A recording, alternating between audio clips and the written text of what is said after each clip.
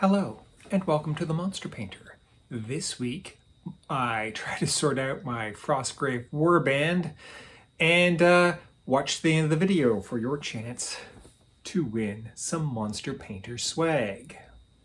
This is Fizz MacGuffin, the enchanter and leader of the band, Froggo Ribbitman, his loyal apprentice, Thunk, the band's crossbowman, Bonehat, recently promoted from archer to ranger, the barbarian known as Thug Number 1, and Gabbo at Arms, Mr. Smiles, the infamous orc at Arms Guno, the band's beloved warhound Pinky, a bunch of thieves numbered 2, 4, and 7, all of whom are being fired to make way for Crowmaster Derek and his blood crow Squaks, as well as a banana man at arms, Lord Cavendish, and his thieving little buddy Pisang.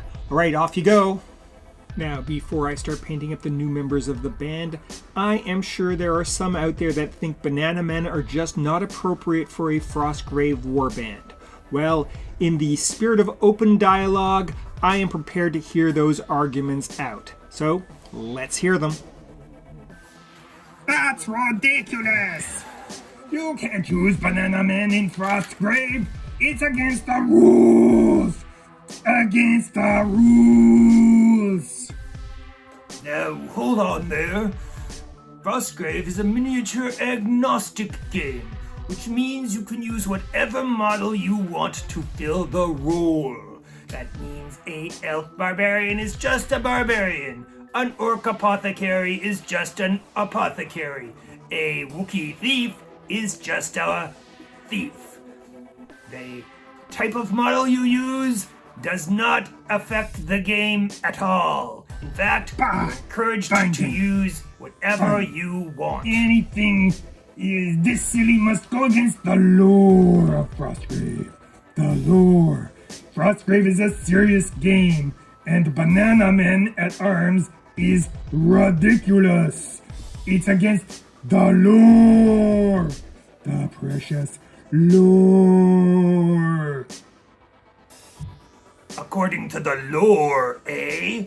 Well, according to the lore, far to the south of the Ghost Archipelago lies the lost continent of Oo.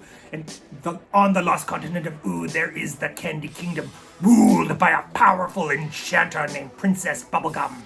Princess Bubblegum has developed a process for creating artificial life. This artificial life is imbued with an independent intelligence, although of a somewhat limited nature.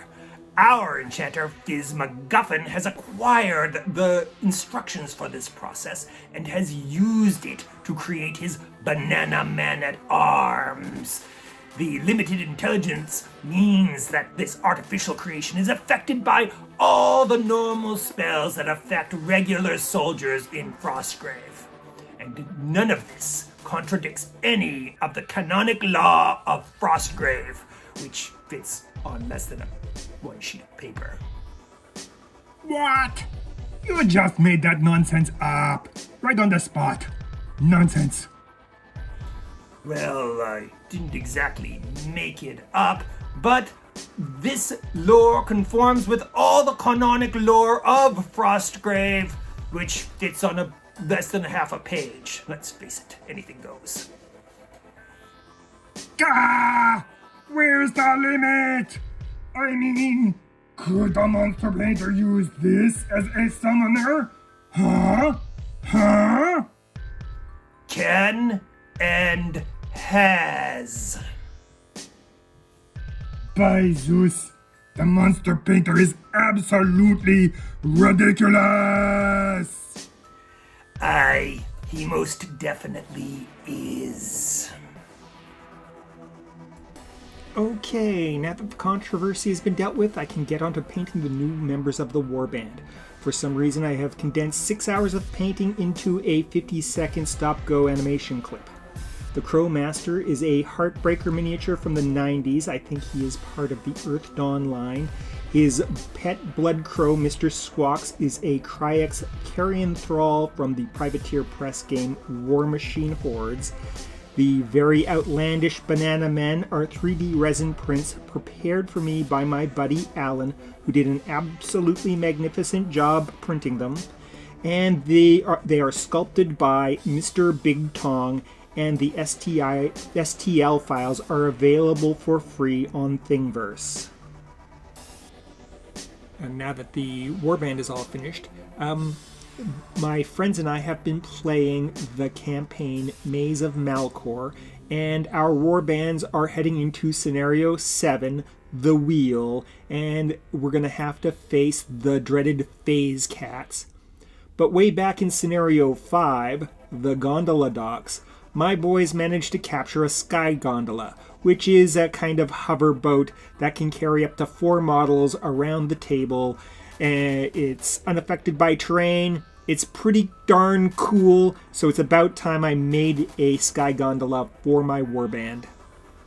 Now, for this purpose, I could use this beautifully sculpted, wonderfully detailed Reaper Bones black boat, or I could use this crappy old toy for my Sky Gondola.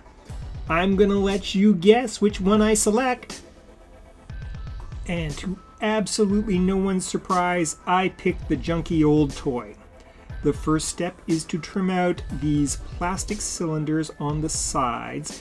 I'm sure long ago there were a couple of oars that fit into them, but now they just make the thing look like a toy, and so they've got to go. Then, of course, I prime it up white so I can paint it brown again. Of course, once it's been primed, I can give it a nice solid base coat, and it's back to being brown. I use my favorite base brown color, Raw Umber, for the job. Then I can paint it up. I am going to give the whole thing a dry brush layer of yellow bronze, or rather bronze yellow, a nice warm yellow-brown color that is perfect for depicting wood. This model has a lot of lovely wood grain texture on it, so this approach will make that texture pop quite nicely. The final step is to weather the boat a little. To this end, I will apply another dry brush layer with a lighter touch. I'm going to use a mixture of unbleached titanium, bronze yellow, and a touch of Mars black. This creates a warm, light gray color that will convey the look of sun-bleached, weathered old wood. And with that, my Sky Gondola is finished. Nice and simple. So, my Sky Gondola is not bad. It's pretty simple, but it works. It is not as cool as these scratch-built ones my friend Alan is using. They are pretty fun. And it is nowhere near as awesome as this Sky Gondola a rival player is using. I mean, look at this thing. It's magnificent. A real work of art. But it's not a competition, and I am happy with my Sky Gondola. That just about wraps up everything. The Warband's home base is here at an abandoned brewery, giving them all a +1 will due to going into battle with a good beer buzz. Biz MacGuffin has built a kennel to house Pinky and has put in a crow roost to accommodate Mr. Squaks. The boys are now ready to return to the Maze of Malcor and enter Scenario 7, the Wheel, where they will have to face the curious and dangerous phase cats.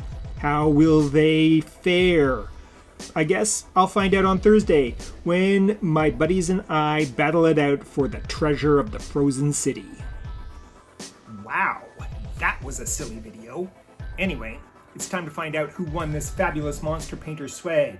Either this wonderful men's large t-shirt, or, if your body doesn't conform to a men's large t-shirt, a lovely Monster Painter math rock bag. Well, here we go. Time to get the hat. Ooh, it's so exciting. Oh. And the winner is Stephen Greer.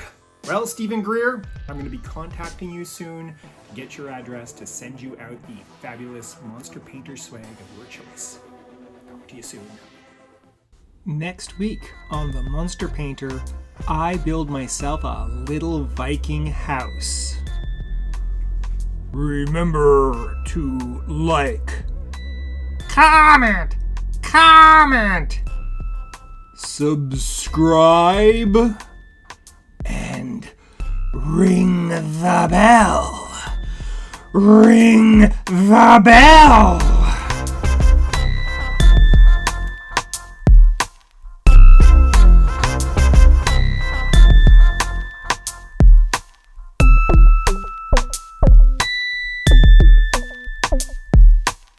You are watching Les the Monster Painter.